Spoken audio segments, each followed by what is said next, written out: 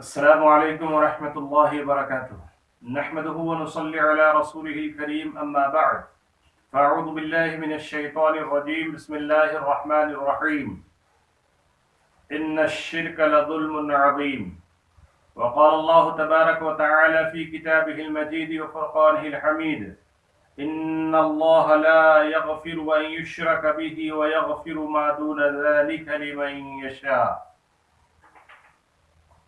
محترم و مکرم ناظرین، سب تعریف اللہ رب العالمین کے لیے لائق و سزاوار ہے، جس نے تنے تنہا اکیلا اس دنیا کو قائم کیا، آباد کیا، جو تمام چیزوں میں اکیلا اور تنے تنہا ہے۔ الحمدللہ کہ آپ کے سامنے اس اللہ رب العالمین کی کتاب قرآن مجید سے سورہ شعراء، سورہ لقمان اور سورہ نساء کی دو چھوٹی سی آیتیں آپ کے سامنے پڑھی گئی ہے۔ اللہ رب العالمین ان دو آیتوں میں اس بات کو بیان فرمایا ہے کہ اللہ تعالی کے ساتھ کسی دوسرے کو شریک کرنا ظلم عظیم ہے، اس سے بڑا اور کوئی ظلم نہیں ہے۔ اس سے پہلے کہ دروس میں آپ توحید کو سمجھے ہیں، اور توحید کی اپوزٹ شرک ہے، توحید کا الٹا شرک۔ شرک کہتے ہیں ایک اللہ کے ساتھ، ایک اللہ کی عبادت و بندگی میں کسی اور کو شامل کر لینا، شریک کر لینا۔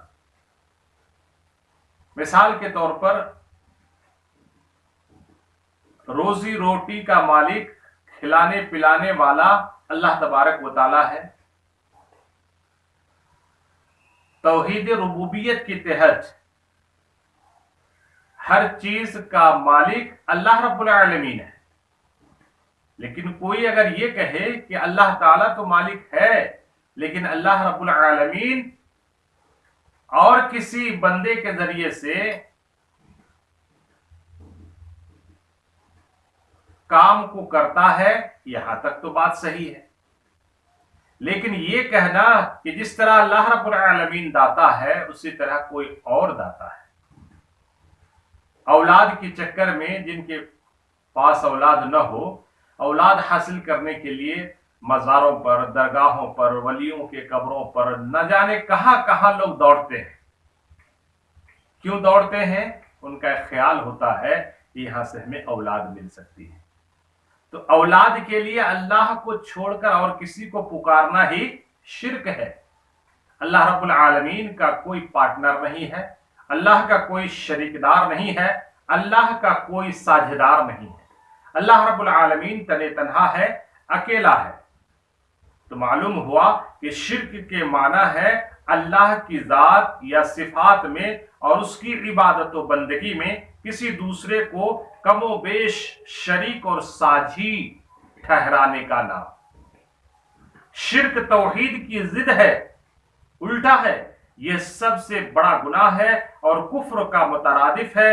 اللہ رب العالمین کا ارشاد، اللہ رب العالمین ارشاد فرماتا ہے ان الشرک لظلم عظیم۔ سورہ لقمان کی آیت کہ یقیناً بلا شبہ شرک بہت بڑا گناہ ہے، بہت بڑا ظلم ہے، اس سے بڑا گناہ، اس سے بڑا ظلم اور نہیں ہے۔ اسی طرح اللہ تبارک و تعالی سورہ نساء کی آیت نمبر 48 میں ارشاد فرمایا اور یہ کہا ان اللہ لا یغفر ان یشرک بہ ویغفر ما دون ذلک لمن یشاء۔ اللہ رب العالمین مشرک کو ہرگز ہرگز نہیں بخشے گا، اللہ رب العالمین مشرک کو ہرگز ہرگز نہیں بخشے گا، اور اس کے سوا جس کو بھی چاہے گا اللہ رب العالمین بخش دے گا۔ تو شرک کرنے والے بندے کی کبھی بخشش اور مغفرت نہیں ہے۔ اللہ رب العالمین اس بندے سے ناراض ہوتا ہے اور ہمیشہ ناراض رہتا ہے۔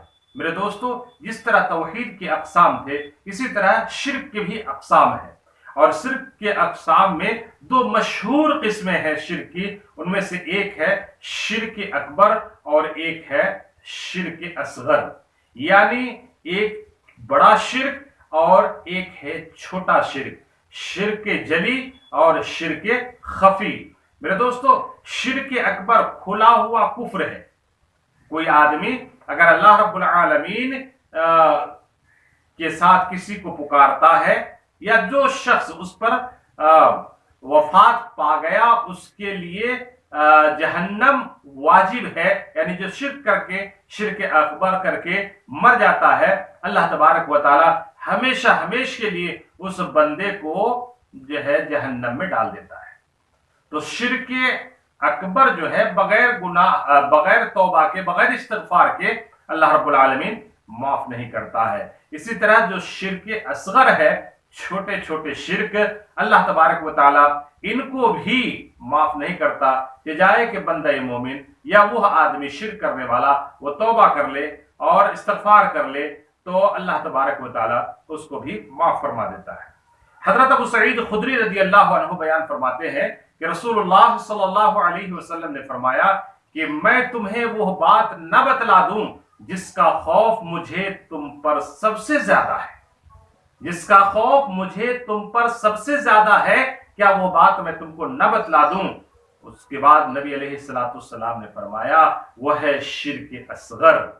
صحابہ کرام نے عرض کیا کہ اللہ کے رسول صلی اللہ علیہ وسلم شرک اصغر کیا چیز ہے؟ تو نبی علیہ السلام نے فرمایا کہ ریاکاری کہ اللہ کے لیے نماز پڑھے مگر کسی کو دکھانے کے واسطے سے، اس کے ڈر اور خوف سے پڑھے۔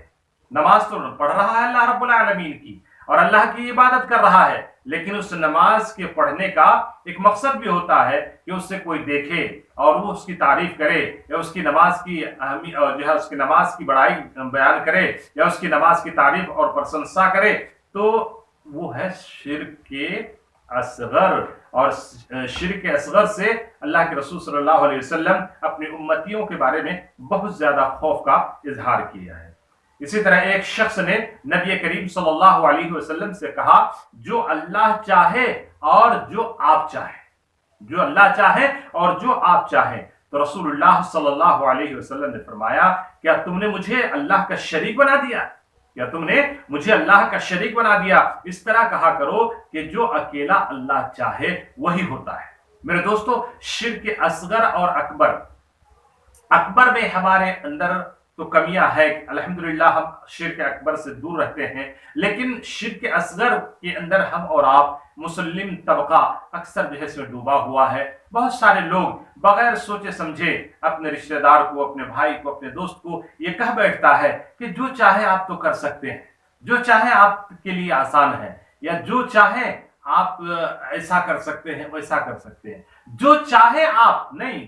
اللہ، شرک ہے، ہم آپ کچھ بھی نہیں چاہ کر نہیں سکتے، بلکہ اللہ رب العالمین کی مدد اور توفیق ہونی چاہیے۔ اسی لیے یہ کہنا چاہیے بندہ مومن کو کہ اگر اللہ رب العالمین چاہے تو آپ یہ کام کر سکتے ہیں، اور اگر اللہ چاہے تو آپ کے لیے کام آسان ہو سکتا ہے، اور پورا کا پورا نربھر اس آدمی کے اوپر چھوڑ دینا اور کہہ دینا کہ جو چاہے آپ تو کر سکتے ہیں، یہ سراسر شرک ہے اور یہ شرک اصغر میں شامل ہوتا ہے۔ لہذا میرے دوستو، بات کرنے سے پہلے، ہنسی مذاق کرنے سے پہلے یا معاملات سے پہلے ہم سوچیں اور بار بار سوچیں کہ کہیں سے شرک اور شرک اصغر تو سرزد نہیں ہو رہا ہے۔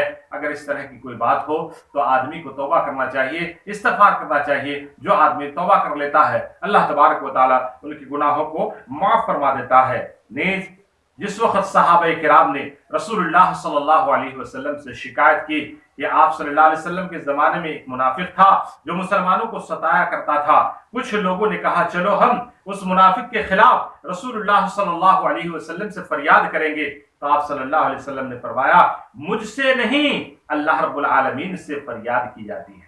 اللہ اکبر، کتنی باریک تعلیم ہے ہمارے لیے، آپ کے لیے، کہ نبی علیہ السلام نے صحابہ کرام سے کہا کہ مجھ سے نہیں، مجھ سے شکایت مت کرو، بلکہ اللہ رب العالمین سے فریاد کرو۔ اللہ تبارک و تعالی فریاد کو سننے والا ہے اور فریاد کو جو ہے پورا کرنے والا ہے۔ میں کون ہوتا ہوں تمہاری فریاد کو سننے والا، تمہاری فریاد کو پوری کرنے والا؟ لہذا فریاد اللہ سے کرو، مجھ سے نہیں کرو۔ اس طرح کی بہت ساری حدیثیں ہیں جس سے معلوم ہوتا ہے کہ نبی علیہ السلام جس شرک خفی سے یا شرک اصغر سے اپنی امتیوں سے زیادہ ڈر اور خوف رکھتے تھے، آج ہمارے اندر وہ شرک بہت زیادہ پایا جاتا ہے۔ لہذا ضرورت ہے کہ ان شرکوں سے ہم اپنے آپ کو مبرہ، پاک اور صاف رکھیں، اپنے آپ کو دور رکھیں، اور جب بھی کوئی بات کریں یا جب بھی کوئی کام کریں سوچ سمجھ کر کریں، جس سے اللہ تبارک و تعالیٰ کو کوئی تکلیف نہ ہو اور اللہ رب العالمین کی شان میں گستاخی نہ ہو، اور اللہ کے رسول صلی اللہ علیہ وسلم کے فرمودات کے مطابق وہ کام ہو۔ اللہ رب العالمین سے دعا ہے کہ اللہ تبارک و تعالیٰ ہم کو، آپ کو، دنیا کے تمام مسلمانوں کو کہنے سننے سے زیادہ شرک سے بچنے کی توفیق عنایت فرمائے، آمین۔ وآخر دعوانا الحمد للہ رب العالمین۔ السلام علیکم ورحمۃ اللہ وبرکاتہ۔